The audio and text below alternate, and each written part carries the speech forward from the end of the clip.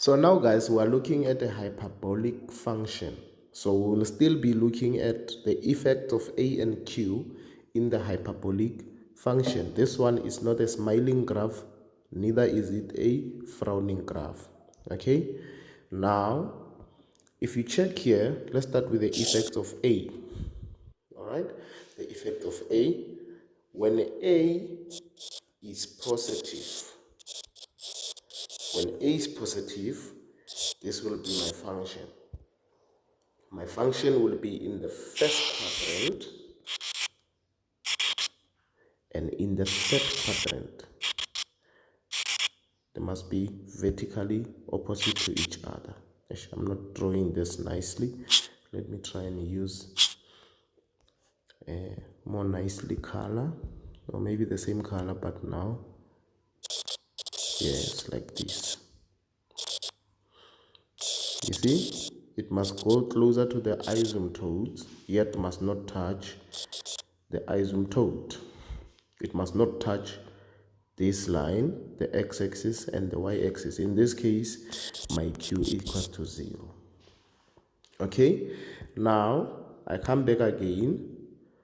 When A is negative, when A is negative, this is the opposite. They must be vertically opposite to each other. I don't want to see graphs like this. I don't know who would have taught you this, because you learners, you are so much disappointing.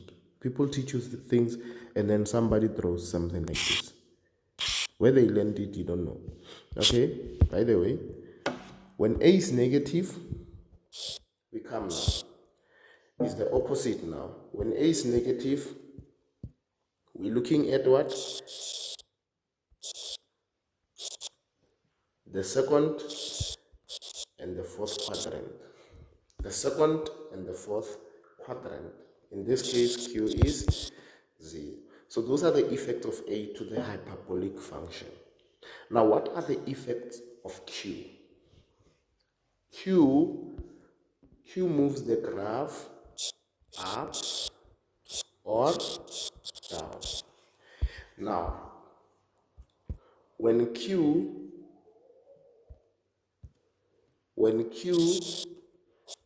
is negative, the graph moves down. Let me say that A is positive, A is greater than 0. So let me show you what I mean. Isn't it that Q is negative? Q is negative. So I will draw a red line that represents the Q. So this is my Q. The graph will move down, right? So it has moved down from the x-axis. Now when A is positive, that means the function is in the first and the third quadrant. It must move. It must not touch the y-axis. It can touch the x, but it must not touch the red line. And then this one will go that side.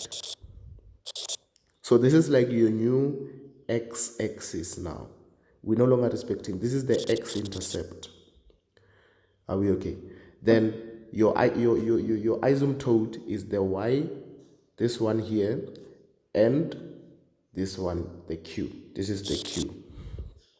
Okay, so I don't want to see a function where a person drew like this.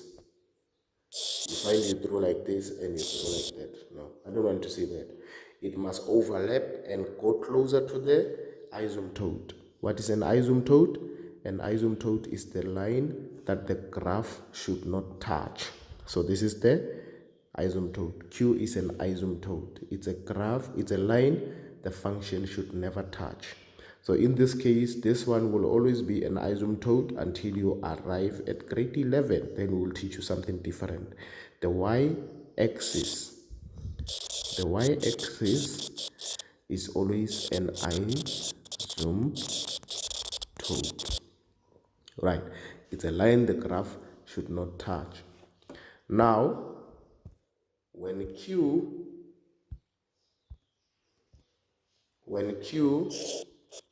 is positive, when Q is positive, the graph moves up. Since we made an example with a greater than 0, here let's say a is less than 0. Now, this is my function. Always indicate your asymptote with a red color or a red pen. Now, a is positive, so it moves up. This is it. It has moved up. So now, since this one, a is negative, a is negative, it is in the second quadrant, and the third and the fourth quadrant. Then I'm done. We've explained the effect of A and that of Q.